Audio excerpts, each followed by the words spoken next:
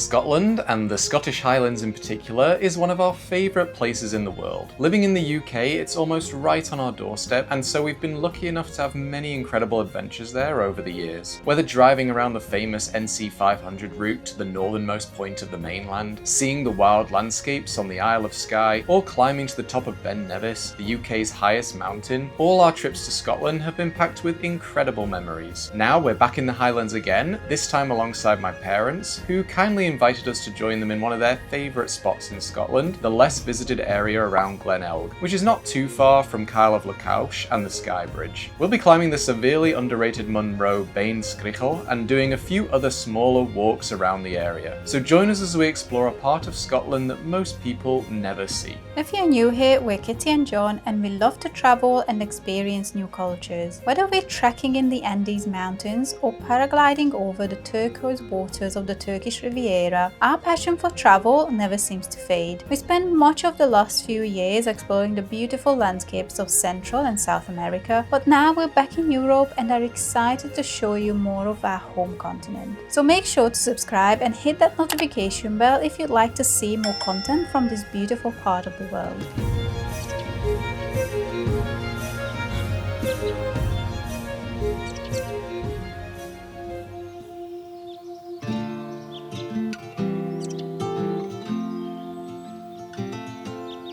Our weather window for climbing Beinn Sgritheall came pretty early on in our stay, so we got up just before dawn, hopped in the car and drove from our base in Glenelg to the tiny village of Arnisdale on the shores of Loch Hourn. We parked in a small lay-by at the side of the road and took in the beautiful views from the village in the early morning light before making our way out of the village and onto the trail.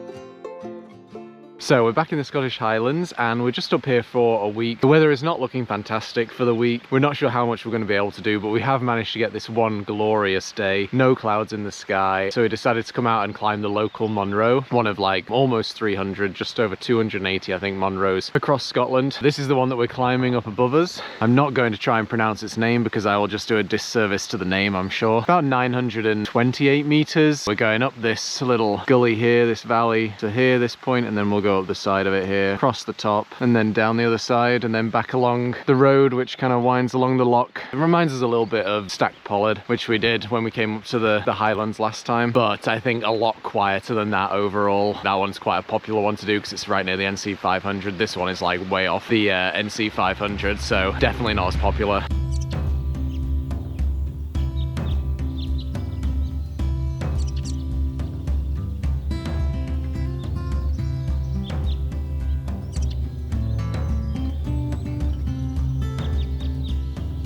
So we're already getting some spectacular views down to the loch. This is Arnisdale down here on the shore of the loch. This is where the hike starts from, so we just parked down in this village here and then made our way up, following kind of the stream up. I think the road ends pretty much just over here, so that's the end of the road, and then past that you're just complete wilderness. Takes us back to the Carretera and that kind of area now. Crazy how similar Scotland is to the south of Chile. Some other parts of the world. Yeah, absolutely gorgeous. So still as well this morning.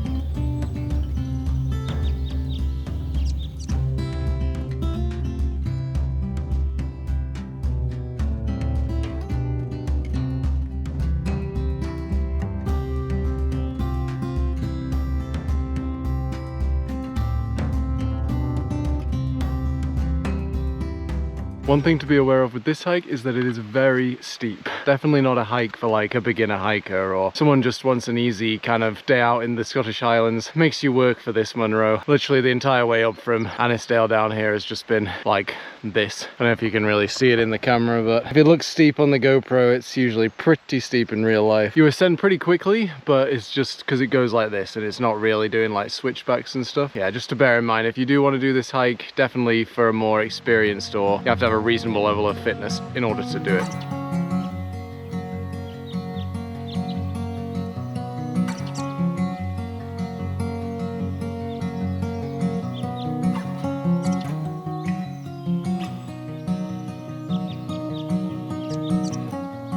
.600 meter mark.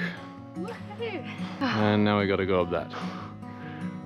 We eventually came to the top of the pass where we got some stunning views of the landscape around us. After taking a moment to catch our breath here, we began ascending the steepest section of the hike. We got beautiful views out to the loch below us as we climbed, but had to focus on where we were stepping because if it looked steep in the GoPro, you know it's very steep in reality.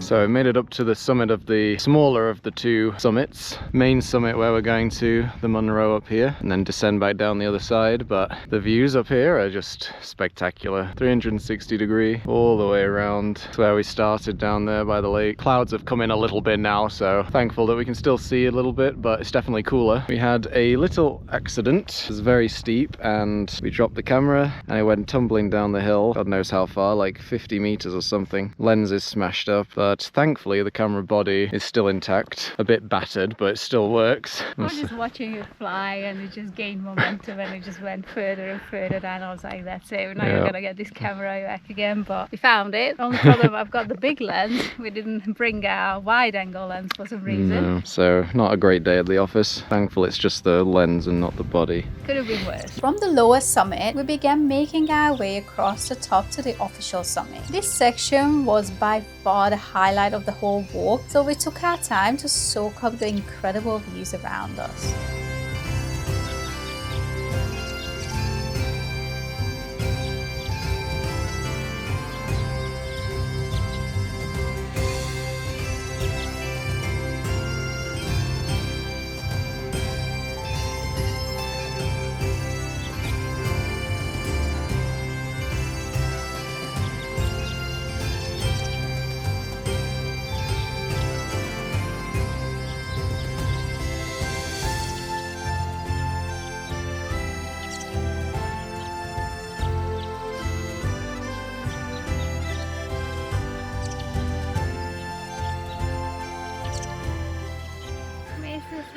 That was only about 3.5 kilometers. Yeah, way more It's distance. ridiculous. Did all the elevation now. Here's the trig. Wow. Look at that. So this is all like the end of Skye here and the cool-in range just here, and then Skye goes all the way along over here. Then you go all the inner Hebrides Islands out here, outer Hebrides somewhere beyond. This incredible loch coming through back down to Arnisdale where we started. Most importantly, there's hardly any wind. Yeah. Just that little breeze that's actually quite nice. No wind and no people. Oh yes. We've seen one other person since we started Really? this hike. Unlike Ben Nevis. Yeah, and honestly the views up here like are better than the views from the top of Ben Nevis.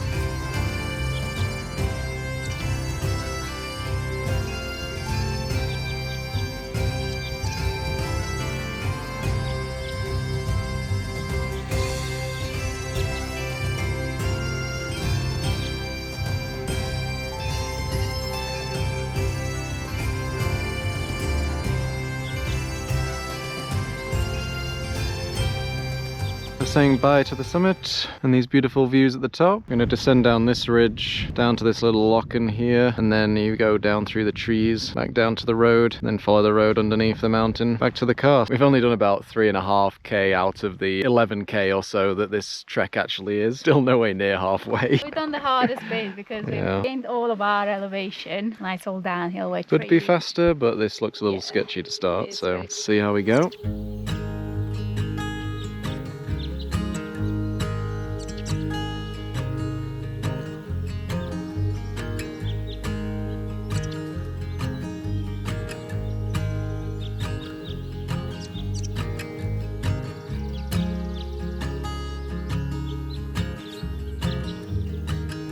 Descended right from the summit up here. Still got about 350 odd meters to descend. Back down to the road down here, and then all the way back along the road, over this little headland, down to the other side, and that's where the car is waiting. Still getting amazing views.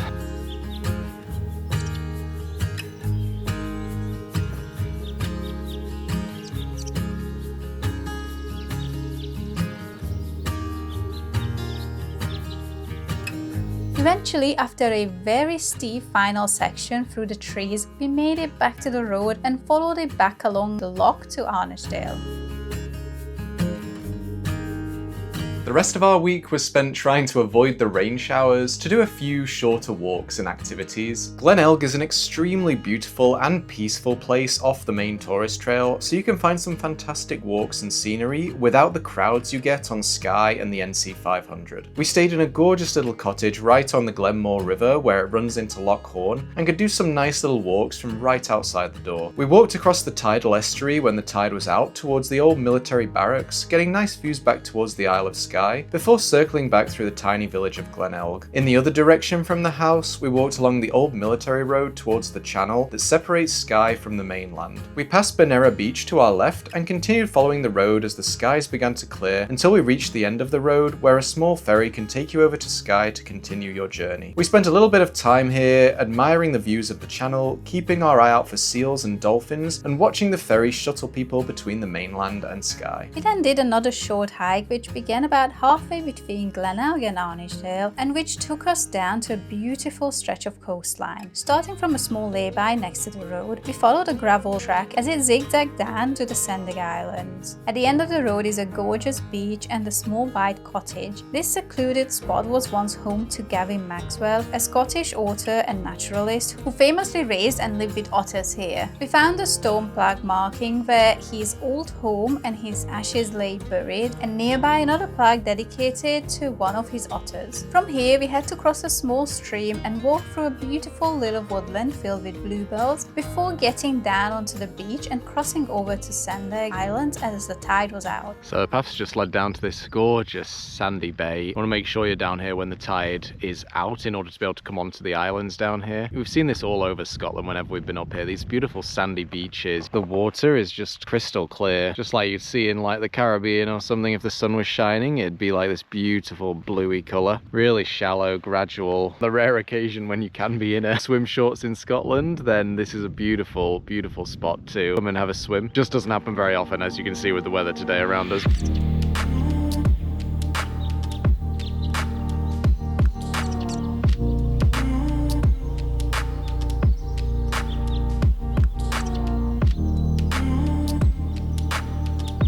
After hiking back up to the car, we continued driving back along the road to Arnisdale, and this time carried on past the village to the end of the road at the village of Corran. Here we parked in a small car park at the visitor centre and made our way through the tiny village to the beach beyond. We got some nice views looking back towards Beinn Sgritheall and down Loch Horn from here. There were some curious Highland coos here, which we always enjoy taking pictures and videos of, and then we continued to follow the beaches and coastline along Loch Horn. We only went a short distance up this path as the weather was beginning to turn, but the views were fantastic, and just as with all the walks around here, there were next to no people on the trails with us, so we felt like we had the entire area to ourselves. On our way back, we were lucky enough to come across a large herd of deer grazing around Corran, who didn't seem the least bit fazed by us being nearby. We also spotted the most adorable baby Highland coo in a nearby field. The final excursion of our short stay was a trip to the popular small town of Blockton. On the way over from Glenelg, we stopped at a beautiful viewpoint on top of the pass for some stunning views over the loch and the surrounding mountains. Then we arrived in Blockton, a small town on the shores of Loch Carron that is unofficially known as the Jewel of the Highlands. We had a wander along its picturesque main street, admiring the views back towards the town and out to the loch before doing a short hike above town to the spectacular viewpoint for some more amazing vistas. Then we hiked along a beautiful coastal trail through Lilia's garden, which is free to do and provided us with some stunning views of the loch and the nearby lighthouse. The garden itself is really pretty to walk through, and on the return loop we got some great views over to Duncraig Castle on the far side of Blockton. We had a fantastic time in Scotland, as we always do whenever we visit, and we were extremely lucky with the weather in that we got a window every single day where we were able to do some kind of activity. Beinn Sgritheall gave us some of the best views we've ever had up a mountain in the UK, and aside from that, it was just nice to have a slightly more relaxing week of travel where we didn't have to worry about rushing around to try and do all the main touristy things in a short amount of time. We highly recommend visiting this area if you want a slightly more off the beaten path Scottish experience. If you enjoyed this video, make sure to like and subscribe and hit that notification bell so you never miss another video. Otherwise, we'll catch you right back here on the next one.